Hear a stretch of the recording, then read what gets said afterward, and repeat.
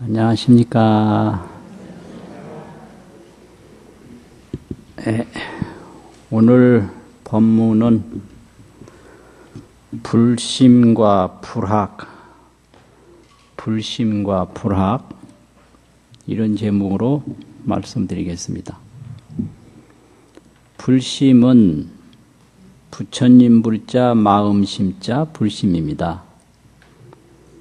불심이 무엇인가? 아주 중요한 마음입니다. 이제 어린아이의 마음을 동심이다 이렇게 얘기를 하고요. 또 어머니의 마음을 모심이다. 모심. 또 농부의 마음을 농심이다 이래요. 그러면 불심은 뭔가? 불심은 부처님을 믿는 마음이 불심이고요. 또 부처님의 가르침을 따르는 마음이 불심이고, 또 부처님의 가르침이 뭐냐면 중생이 스스로 너를 깨달아라 이런 성불하기를 가르치시니까 내가 나를 깨닫는 마음이 불심입니다. 내가 나를 깨닫는 마음이 불심이다 이거죠. 그럼 이러한 불심을 가지면 그걸로 족하냐 하면 그게 아니고 또 배워야 됩니다. 그게 불학입니다. 불학. 그래서 뭐를 배우냐? 이 깨닫는 걸 배우는 거죠. 깨닫는 걸 배우고 부처님의 가르침을 배우고 그게 불학입니다. 그래서 이 불심만 가지고 다 되느냐면 그게 아니라 그 불심을 일으켰으면 그것이 이루어지도록 자꾸 배우는 게 그게 불학입니다. 이 세상은 참 배우는 게 많는데요. 철학도 있고 과학도 있고 기타 무슨 모든 문학도 있고 온갖 학문이 다 있습니다. 근데 그 중에서 불학을 얘기를 해요. 세상에서는 불학을 말할 줄 모릅니다. 근데 부처님 제자가 하는 배움은 불학입니다. 다른 학이 아니에요. 이 불학은 과학도 아니고 문학도 아니고 다른 어떠한 학문도 아닙니다. 불학. 오로지 이 깨닫는 배움, 이 깨닫는 배움이 바로 불학입니다. 그러면 깨닫는 배움을 잘 이루려면 그 불심이 아주 건강해야 되거든요. 불심이 건강하지 못하면 그 배움이 건강하지 못하고 배움이 건강하지 못하면 그 깨달음을 제대로 이루어갈 수가 없습니다. 그래서 이 불심이 참 중요한데요. 그럼 불심과 반대되는 마음은 뭔 마음인가? 여러 가지 마음이 있는데 불심과 반대되는 마음은 온갖 마음이 중생심이 있는데요. 중생심이 있는데 그 대표적인 중생심을 탐심, 진심이라고 그래요. 탐하는 마음, 이거 불심과 반대되는 마음입니다. 진심, 원망하는 마음.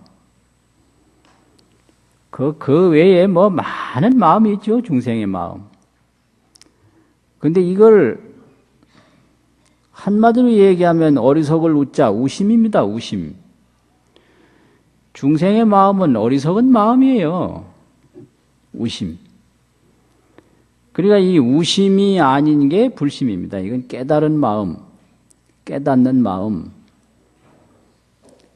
이게 보리심이라고 그러고, 불심을. 또 이 불도를 닦아가는 마음이라 그래서 도심이라고도 합니다. 도심. 이제 불은 각이니까, 깨달음이니까 각심이죠. 각심. 이건 전부 지혜로운 마음이니까 지심입니다. 지심. 지혜로운 마음. 어리석은 마음. 이런 거단 말이죠. 그럼 중생은 뭐가 어리석은가? 첫째는 무상을 몰라요. 중생이요. 다 허망하고 부질없는 것을 모릅니다. 이게 아주 큰 문제예요. 만날 이제 경전에서 생로병사가 있다. 태어난 사람은 죽는다. 만난 사람은 헤어진다. 이래 얘기를 해도 이걸 믿질 않습니다. 안 죽는 줄 알아요. 또 죽음이 있기는 있다고 하더라도 다른 사람만 죽지 나는 안 죽을 줄 알아요. 그거 참 이게 아주 어리석은 마음이거든요. 그래서 할아버지 돌아가시는 거 보고 할머니 돌아가시는 거 심지어는 부모님이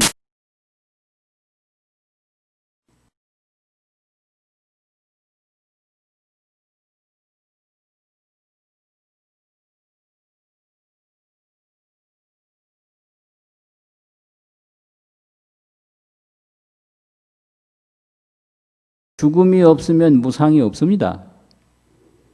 그래서 무상을 보였다 그러면 죽었다 이 소리예요. 무상은 죽음이다. 근데 이 무상이 자기에게는 안 오리라는 그 어리석은 마음을 가지고 있습니다. 이게 아주 큰 문제예요. 그래서 이 불심을 가진 사람은 무상부터 믿어야 됩니다. 무상을 믿지 않고는 도저히 부처님을 배울 수가 없습니다. 그래서 인생이 태어나면 뭐가 무상하냐? 이게 생멸법이라고 그러는데, 생멸법이라고 하는 것은 태어나면 죽을 일밖에 없어요. 생이면 멸밖에 없다. 이게 생멸법입니다. 또 만나면 헤어질 일밖에 없어요. 이게 생멸법이고 이게 무상법입니다. 그런데 중생이 자기도 모르게 어리석게 바라는 것은 영원히 죽지 말자, 영원히 헤어지지 말자 이래요. 모든 노래 같은 거, 소설 같은 거 보면 전부가 이게 영원히 죽지 말자라는 거고 영원히 헤어지지 말자라는 거예요. 이게 어리석은 거죠. 그러니까 불심하고 점점 멀어지는 거예요. 이 진실을 깨닫는 게 불심인데 어리석은 마음으로 진실과 자꾸 멀어지게 집착을 합니다. 오래 살라고 집착하고 안 헤어지려고 집착하고. 그런데 내가 그렇게 집착을 해도 무상이 나를 피해가는 건 아니에요. 그래서 허망한 것을 진실하게 집착했기 때문에 뭐가 오느냐? 고통이 옵니다.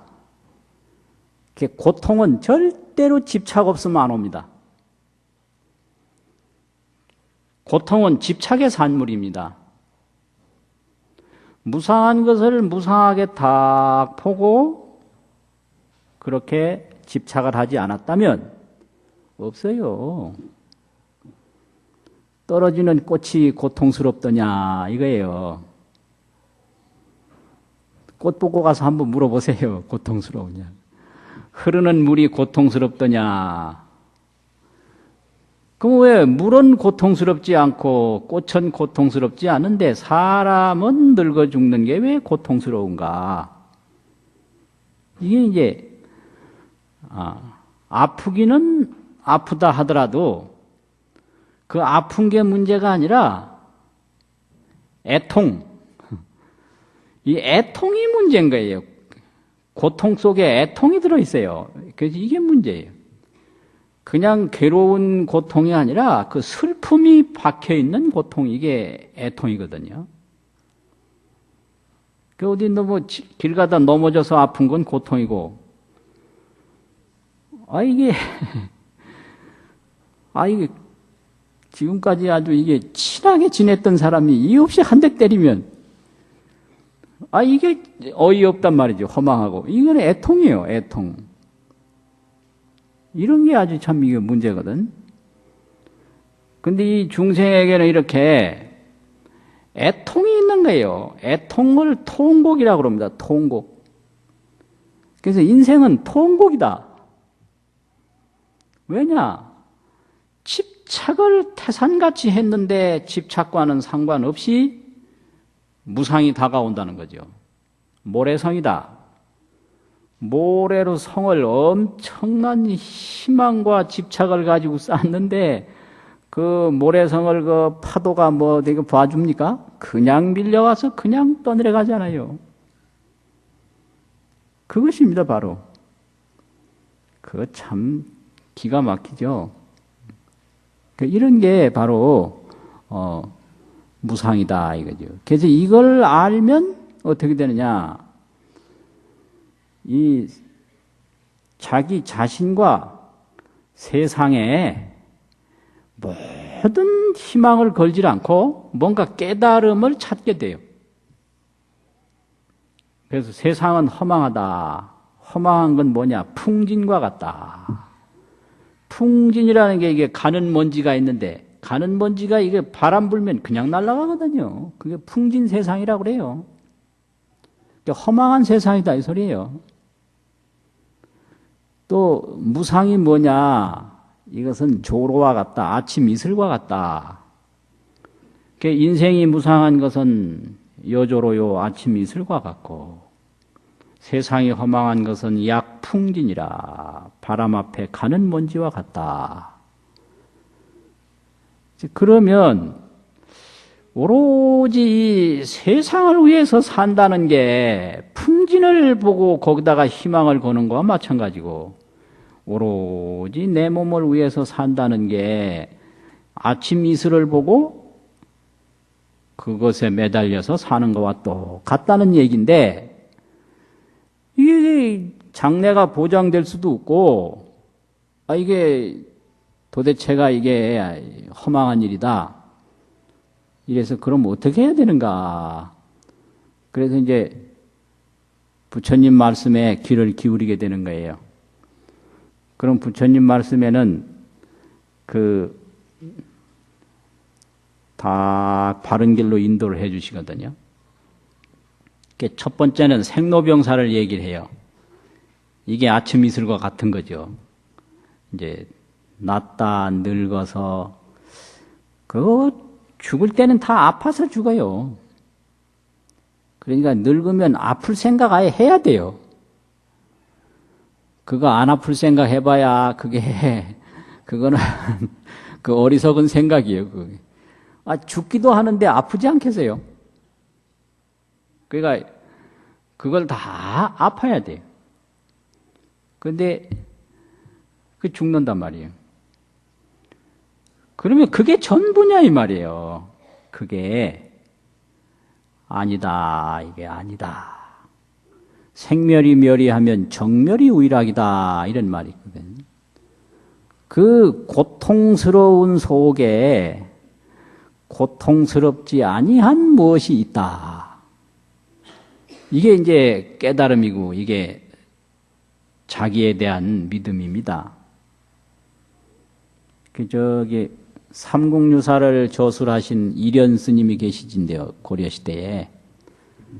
그 이련 스님 비문이 조선 금석 총남이라고 하는 책에 상권에 수록이 되어 있는데 그 임종법문이 있습니다. 임종법문. 그 임종법문이 이제 있는데 제자들이 물어요. 스님이 지금 돌아가시는데 돌아가시는 것이 전부입니까? 그러니까 이 주장자를 한번 턱 치면서 이것은 한번 턱 치면서 이것은 지금 아파서 죽는 나다 이렇게 탁 쳐요. 또 두 번째 한번 딱 치면서 이것은 아프지도 않고 죽지도 않는 나다. 또 세 번째 한번 딱 치면서 이것은 아프면서 아프지 않고 죽으면서 죽지 않는 나다. 이렇게 법문하셨어요. 이제 이것을 묘법이라고 그러는데 이 묘법은 깨달아야 되는 겁니다, 이게. 그러면 이 몸을 떠나서 따로 이제 안 죽고 안 아픈 것이 있다면 이건 묘법이 아닙니다. 이건 별법이에요, 별법. 별도로 있는 법 아닙니까? 그런데 이 부처님 법은 아픈 속에 아프지 않는 것이 있고 죽는 속에 죽지 않는 것이 있으니까 이걸 묘법이라고 그래요. 묘법. 그래서 이 묘법은 어디 가서 보는 게 아니라 깨달아서 보는 거예요. 이게 아주 중요한 문제입니다, 이게. 어디 뭐 관광 가서 구경 가듯이 가서 본다면 그거 쉬운 거예요. 천하에 쉬운 거죠. 어디 저기 표 사가지고 가서 보고 온다면 그거 아주 쉽잖아요. 이거는 안 되는 거예요. 이거는 그게 될 수가 없는 거예요. 그래서 아무리 부처님이 탄생하신 곳을 간다 하더라도 거기 가서는 볼 수가 없는 겁니다. 그렇다고 해서 인도 가지 말라는 건 아니에요. 나는 한 번도 안 갔거든요. 여기서 못 보는 사람 거기 가도 못 보는 거예요. 이걸 알아야 돼, 이거를. 중요한 거예요. 이거 별법이 아니라 묘법이다. 그래서 무상심심 미묘법이라고 그랬잖아요. 미묘법. 이게 이 생로병사 죽어가는 속에 죽지 않는 게 있기 때문에 묘법이라고 그래요. 별도로 있다면 가면 되는데 이건 가서 될 일이 아니다. 이게 깨달아야 될 일이다. 이거거든요. 그래서 그걸 믿는 거예요. 그것을.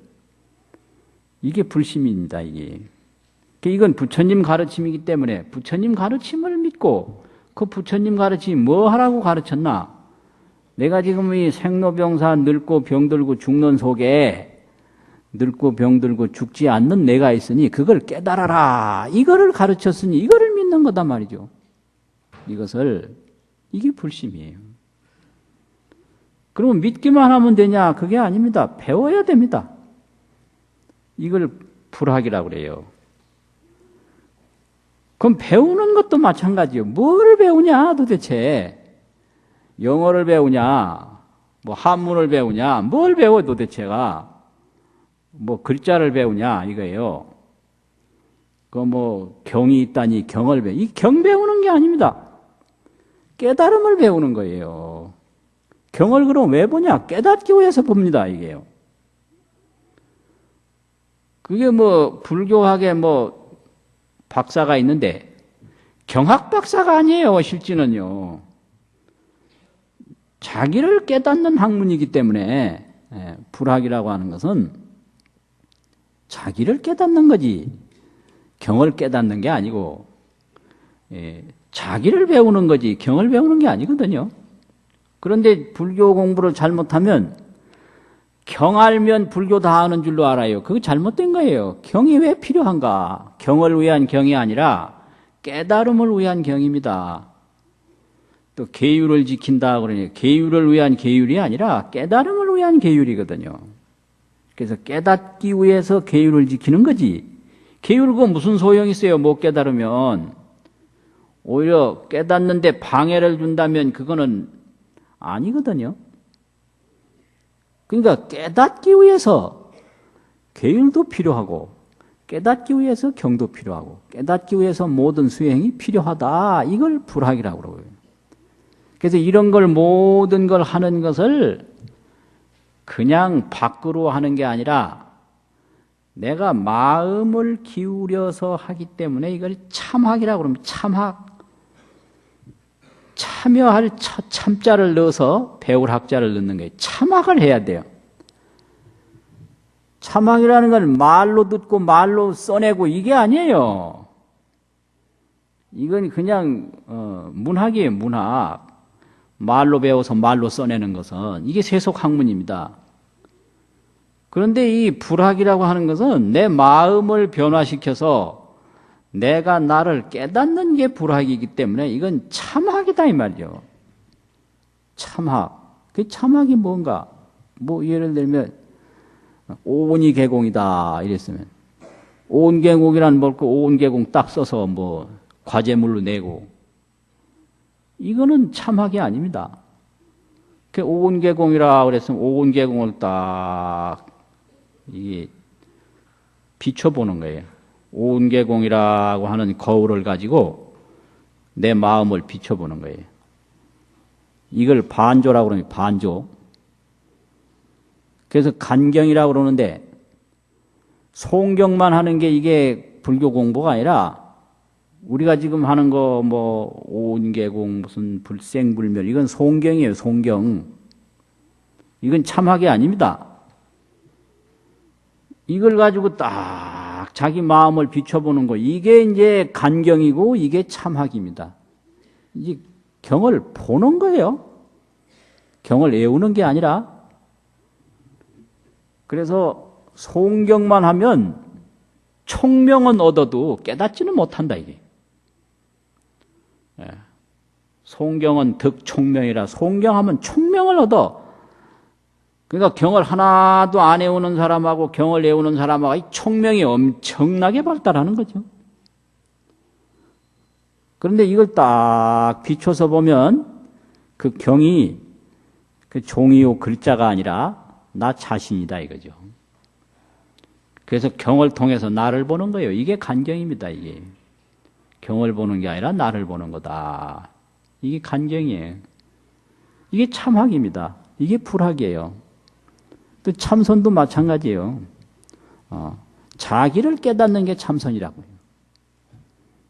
이렇게 자기를 점점 지혜롭게 하는 게 그게 계율이고 자기를 복되게 하는 게 그게 기도고 하는 건데 이런 게 전부 참학입니다.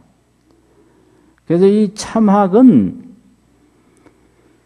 어리석은 마음을 자꾸 버리는 거예요, 이게요. 다른 게 아닙니다, 이게. 어리석은 마음 버리는 게 그게 이 불학입니다. 어리석은 마음만 다 버리면 그게 불교 공부하는 거예요. 그러면 왜 우리가 못 깨닫는가? 이게 죽지 않는 내가 이 죽는 나하고 멀리 떨어져서 모르나? 아니에요. 또 같이 있다고 그래요. 죽는 나, 그거, 뭐, 조금도 멀리 떨어지지, 똑같이 있어요, 똑같이. 이게 뭐, 이 깨달은 나하고 못 깨달은 나하고 그 사이가 너무너무 가까워서, 아무리 이게 짧은 그런 걸로도 도저히 비교가 안 된다는 거예요. 너무 가까이 있다. 그런데 천만리 떨어졌다 이거예요. 그렇게 가까울 수가 없는데 그렇게 멀 수가 없다. 이게 묘법이에요.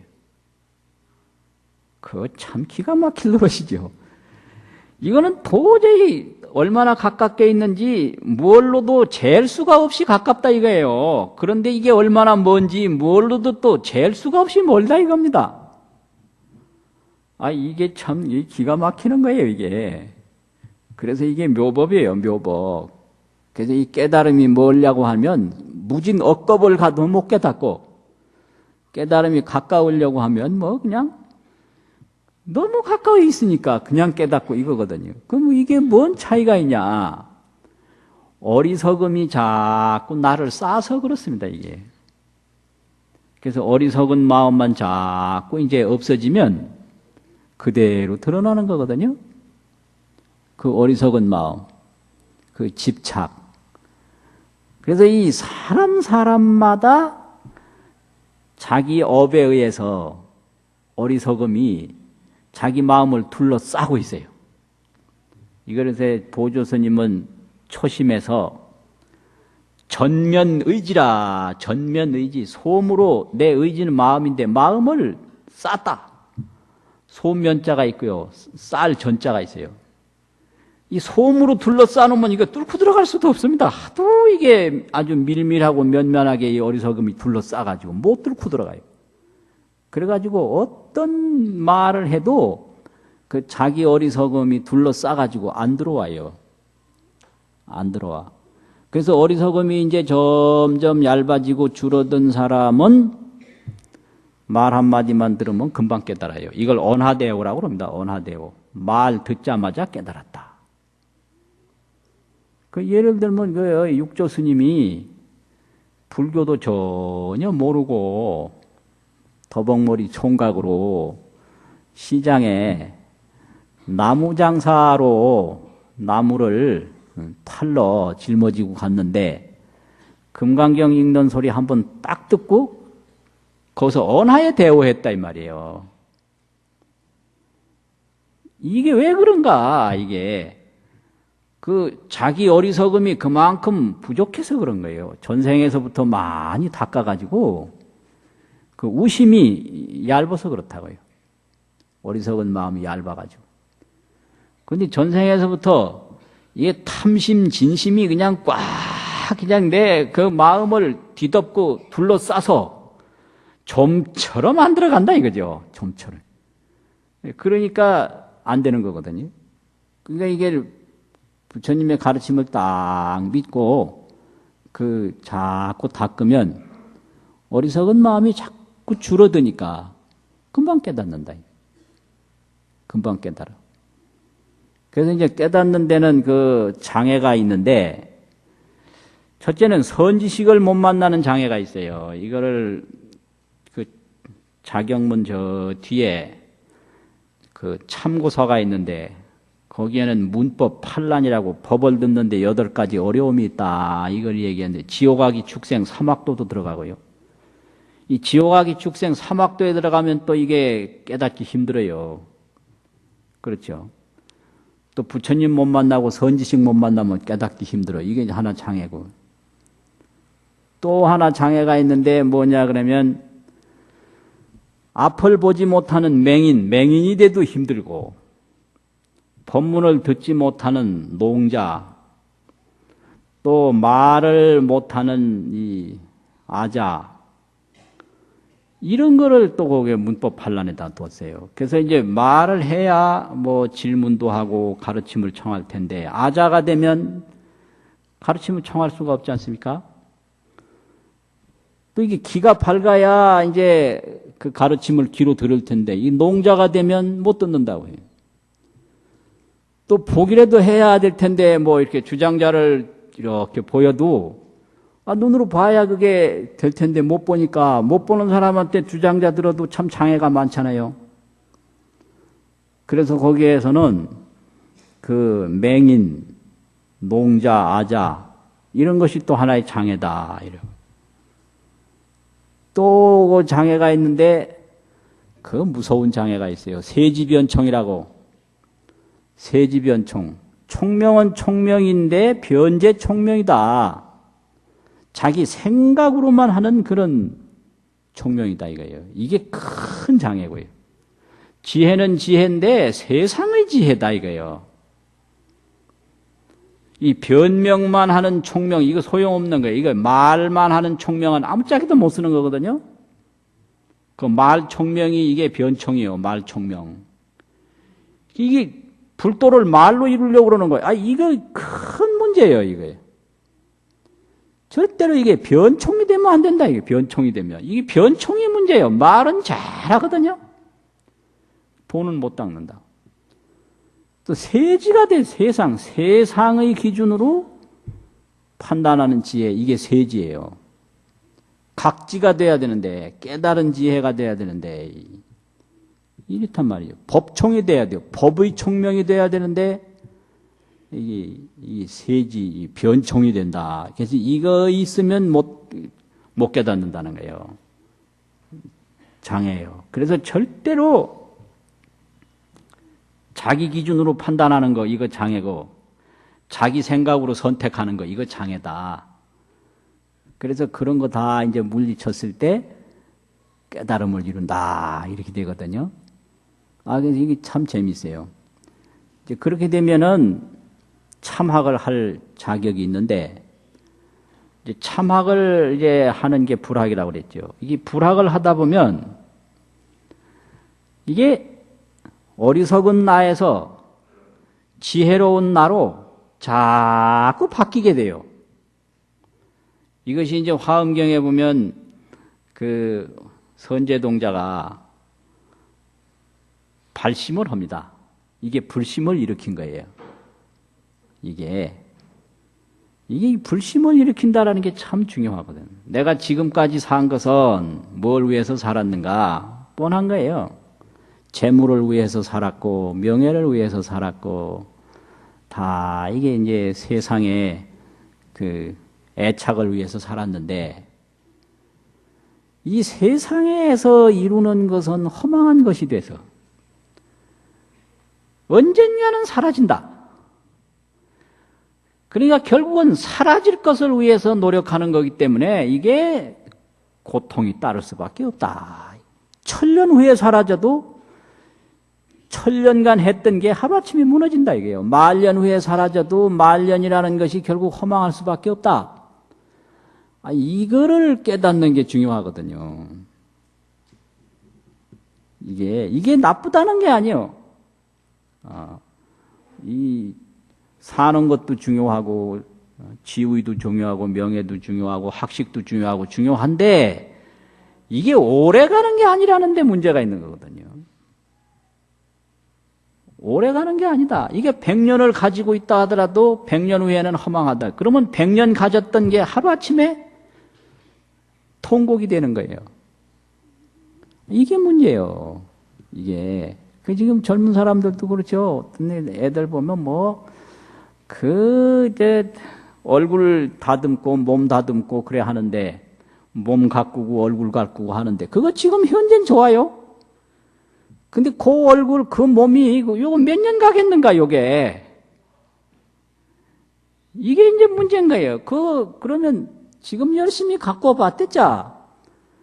나중에 늙고 죽을 때는 허망하다 이게. 그럼 결국은 허망한 것을 위해서 평생을 바쳤다는 얘기인데 이게 지혜로운 사람이 할 짓인가?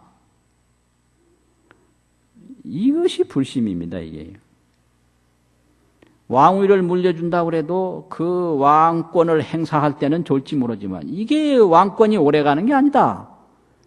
허망하다 이게요. 그러면 결국 왕위를 물려줘도 허망한 고통을 물려준 것밖에 안 된다 이 말이죠. 그러니까 이제 이 불심이 거기서 나오는 겁니다. 이게 무상을 깨닫지 못하면 절대로 불심이 안 나옵니다. 그래서 이게 얼마나 철저하냐 하면요. 서가모니 부처님이 아들이 하나 있었잖아요. 그래서 아들을 놔두고 출가했단 말이에요.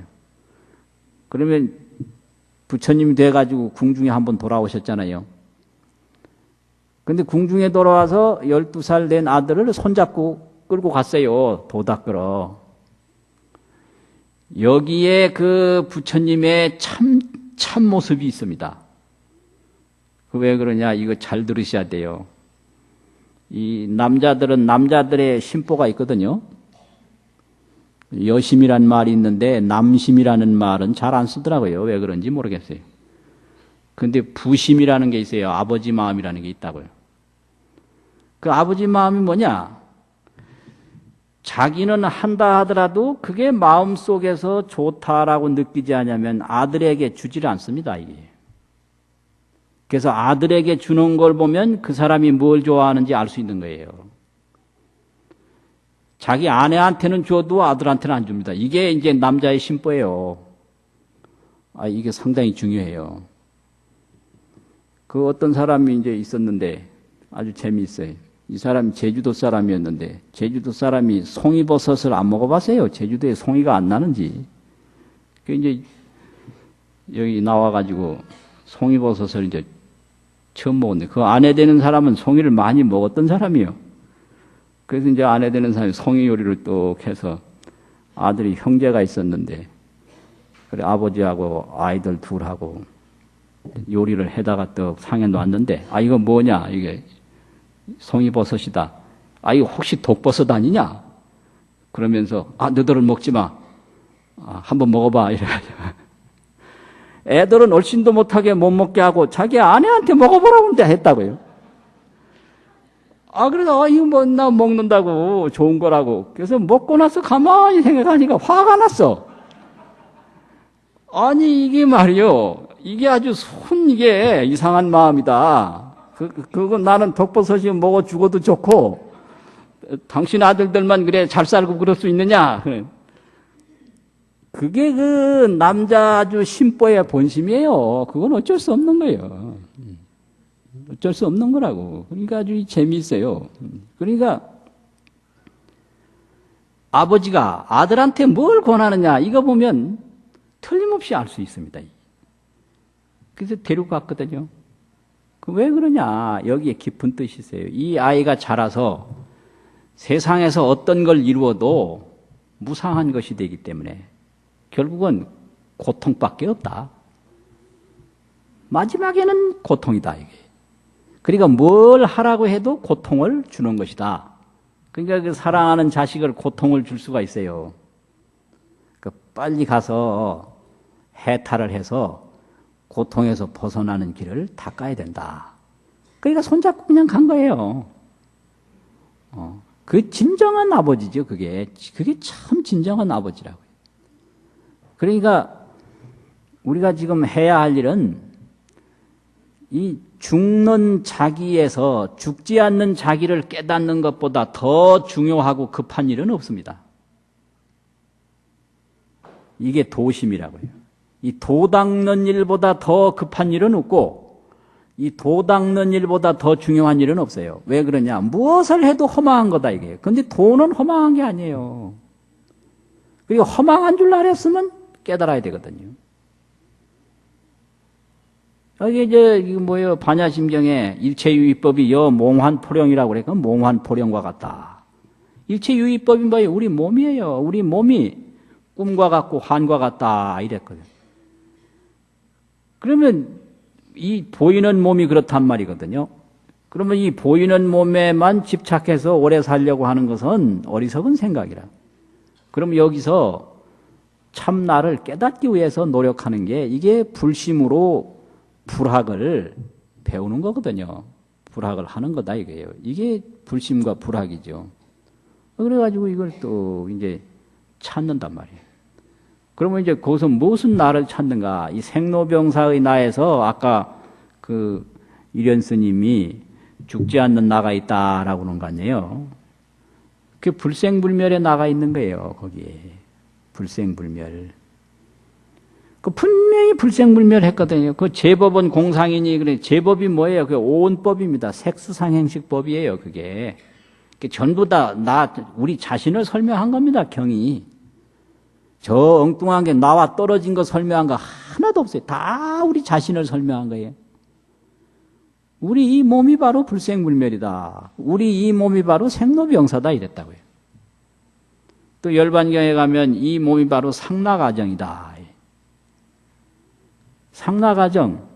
이 무상하기 그지없는데 여기 항상한 것이 있다. 이게 상이에요. 괴롭기 그지없는데 여기 즐거운 게 있다. 이게 낙이에요. 이 몸은 태어났다 죽으면 아무것도 없는데 무한데 거기에 나의 본래의 나가 있다. 이게 아란 말이에요.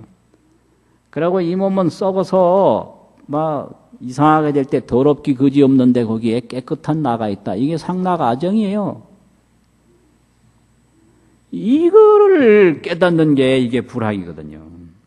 이게 멀리 있느냐? 그게 아니고 어리석음이 덮여서 그렇다 이 말이죠.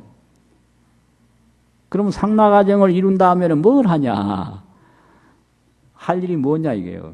그 상락아정만 딱 이제 뭐 즐기고 노냐? 그게 아니에요. 그 다음에는 이제 일체 중생을 다 그 상락아정을 깨달을 수 있도록 제도하는 게 그게 부처님이 해야 하는 대자 대비예요. 그거예요. 그러니까 중생이 빨리 성불하려고 애쓰는데 그 성불하려고 하는 심보가 뭐냐 이거예요, 도대체. 그 도통 빨리 하겠다고 그러는데 도통 빨리 하려고 하는 그 심보부터 고쳐야 돼요. 도통하고 편안하게 뭐 즐거운 무상한 걸 항상하게 보고 그 전도몽상으로 그런 즐거움이나 받고 탐착이나 하고 그런 게 아니거든요.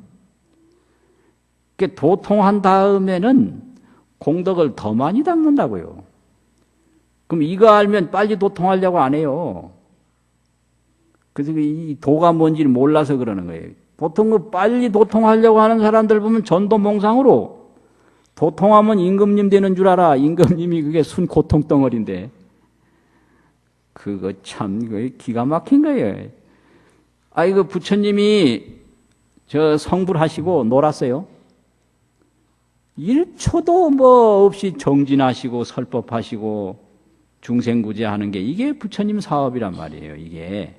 그래서 상나가정을 다 깨달으신 다음에는 중생들이 상나가정을 이룰 수 있도록 끊임없이 노력하시고 끊임없이 정진하시는 게 이게 부처님 일이거든요.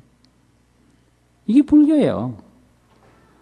이렇게 되면은 그 불학이 그 닦을 때마다 어리석은 나는 사라지고 지혜로운 나가 넓어지고 어리석은 나는 사라지고 지혜로운 나가 넓어지고 이렇게 자꾸 이렇게 발전하는 거예요.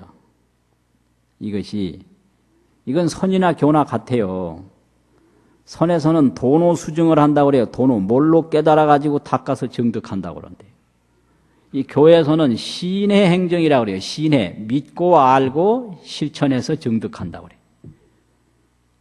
이게 마지막으로 가는 길이 같은 거예요. 그러면 이게 다 그 본래의 나를 확실히 깨달아가지고 이건 아는 게 아니고 깨닫는 거거든요. 깨달아서 끊임없이 중생을 깨우치는 게 불교단 말이에요. 그러니까 열심히 닦기만 하면 되지 빨리 깨달아서 좋은 거 많이 자기 혼자 뭐 쓰려고 요런 심보 가지고는 못 깨달아요. 그런 사람 깨달았다 큰일 나. 아주 세상 망하게 되는 거예요.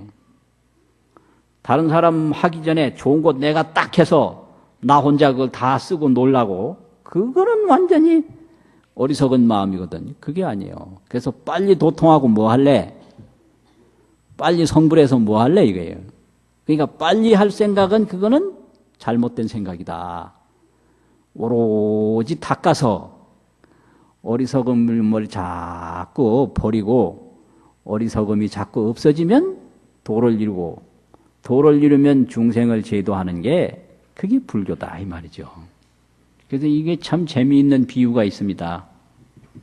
물에게 많이 비유하는데 중생은 이게 뭐냐 물이 본래는 물인데 이게 얼음이 돼버렸어요. 어리석음이 딱 끼어들어가지고 그 추위가 막 거기에 쓰여져서 단단한 얼음이 됐단 말이에요. 견빙이 돼버렸어요. 견빙. 그런데 이거 딱 믿는다는 건 뭐냐 그러면 얼음 자체가 물이라는 걸 믿는 거예요. 이게 불심이에요. 얼음이 뭐 따로 있는 게 아니라 그대로 물이다 이걸 믿는 거예요. 이게 생로병사 이 자체가 바로 이게 상나가정의 본래 나라는 걸 믿는 거예요. 이게 참 중요한 거예요. 그 중생이 자기를 안 믿습니다. 너 안에 죽지 않는 내가 있다. 그런 게 어딨냐고. 난 죽으면 그만이라고. 안 믿어요. 안 믿어. 그러니까 단단한 얼음덩어리 보고 이게 물이다 그러면 안 믿죠. 그렇잖아요. 우리는 뭐 아니까 믿지만 모르면 못 믿을 거 아니에요. 그거 똑같은 거예요. 온전히 얼음이고 온전히 물이다 이거예요. 이게 참 중요한 거예요. 근데 이건 알기는 알아도 이게 말이요. 그냥 물처럼 쓸 수가 없잖아요. 이걸 얼음이 물이라는 걸 믿어도 못 쓰니까 녹여야 돼요. 이게 불학이에요. 녹여. 그래서 믿기만 한다고 그게 되는 게 아니다 이거예요. 불학 자꾸 이걸 녹여야 돼요. 녹이고 그럼 완전히 녹지요. 이게 불생불멸이에요. 뭐가 불생불멸이냐? 물이 얼음이 됐다 하더라도 얼음 자체가 물을 떠나서 없기 때문에 불생이에요. 얼음이 생긴 게 아니다 이거예요. 물로 볼 때는. 얼음으로 볼 때는 생겼는데 물로 볼 때는 안 생긴 거예요. 얼어도 물이니까. 또 얼음이 녹아서 물이 됐는데 이제 얼음으로 볼 때는 없어졌지만 물로 보면 본래 물이니까 없어진 게 아니에요. 이게 불멸이에요. 이게 불생불멸이에요. 이게 얼었다 녹았다 하는 거는 생로병사고, 이게 얼어도 얼음이 아니고 녹아도 없어진 게 아닌 거, 이거는 불생불멸인 거예요. 근데 이게 녹고 보니까 이게 물이 조금 이상하다. 이게 뭐가 거기에 많이 들어있어. 그래서 이걸 딱 가라앉혀서 다 빼내버려요. 이게 뭐냐면 중생의 그 다생습기를 다 말키는 거예요. 이게 완전히 이제 상나가정으로 가는 거예요. 그게 녹았다고 그래서 마음대로 먹는 게 아니에요. 그 녹아도 그 물에 그 여러 가지 조금이라도 그 순수치 못한 불순물, 첨가물이 거기 들어있으면 이걸 빼내야 돼요. 도라는 것도 이렇게 순서가 있는 거예요. 대도가 있고 소도가 있어요. 그래서 대도를 이룰 때까지 끊임없이 닦는 게 이게 수증이에요. 수증. 뭘로 깨달았다 이건 도노거든요. 그 도노라는 건 뭐냐 그러면 얼음이 온전히 물이다 이거 아는 거예요. 그 수증이라는 건 자꾸 이제 말켜서 녹이는 거예요. 녹인 다음에도 불순물이 다 없어지도록 가라앉혀서 제거하는 거예요. 이게 구경각이라고, 구경각. 완전히 청정수가 된 거를 구경각이라고 그러고, 대각이라고 그래요. 큰 깨달음이라고. 그 화엄경에 보면 십지 다음에 등각, 묘각, 열애 출현품이 나온다고요. 그 십지까지 가는 동안에 많은 단계가 있는 거예요. 이게 이제 그 수증의 계차라고 그래요. 수증의 계차. 그래서 금생에 빨리 된 사람은 전생에 닦은 사람이고 그런 겁니다. 이게 그러니까 빠른 게 없어요. 하느냐 안 하느냐 이 차이만 있는 거예요. 그러니까 빨리 성불해도 노는 게 아니기 때문에 빨리 성불할 생각은 요즘 말로 애시당초 하지 말고 닦기만 해라 이 소리예요. 닦기만 해라. 그래가지고 이제 구경각이 되면 어떻게 되냐? 오로지 중생구제 하는 일만 남았거든요. 그럼 완전히 이제 청정수가 되면 어찌 되냐? 뭐든지 할 수 있는 거예요. 이거를. 차 끓이려면 차 끓이고, 밥하려면 밥하고, 그냥 생수로 마시려면 생수로 마시고, 못하는 게 없는 게 이게 청정수거든요. 근데 여기에 도끼가 들어있다든지, 무슨 흙이 들어있다든지, 뭐가 오염되면 소용없어요. 그건 못 쓰는 물이야. 그래서 이 중생의 이 다생 습기가 조금이라도 남아있으면, 그거 아닌 거예요. 이 다생 습기가 완전히 빠질 때까지 수증을 해야 돼. 닦아서 정득해야 된다, 이거. 이게 불학입니다. 그래서 이거밖에는 할 게 없어요, 실제로. 왜 할 게 없냐? 뭐를 해놔도 허망하니까. 무엇을 해놔도 없어지는 거란 말이에요. 결국은 없어질 걸 하는 거예요. 그러면 안 할 수 있냐? 안 할 수가 없거든. 왜 그러냐? 이 몸을 유지해야 되니까요. 이 몸이 없으면 도를 못 닦아. 그러니까 이 몸만을 위해서 사는 게 아니라 이 건강을 잘 관리해서 도 닦는 데 쓰면 된다 이거예요. 귀신이 되면 도를 못 닦습니다. 귀신 도 닦는다는 소리 들어봤어요? 그래서 이 몸 귀신 되기 전에 이 몸을 도 닦는 대로 활용하면 이것처럼 중요한 게 없거든요. 그래서 귀신도 도 못 닦고 지옥에 가도 못 닦고 잘못해서 축생이 돼도 어리석어서 잘 못 닦거든요. 이 사람 됐을 때가 가장 더 닦을 수 있다 이거죠. 그래서 사람 돼서 못 닦으면 못 닦는다. 그래서 더 늙기 전에, 죽기 전에 이 무상을 알아가지고 열심히 도를 닦고 또 복을 닦고 이것이 할 일이지 다른 것이 할 일이 아니다라는 것을 누누이 말씀하십니다. 그래서 그것을 믿고 그렇게 잘 닦아가는 게 불심이고 불학입니다. 마치겠습니다.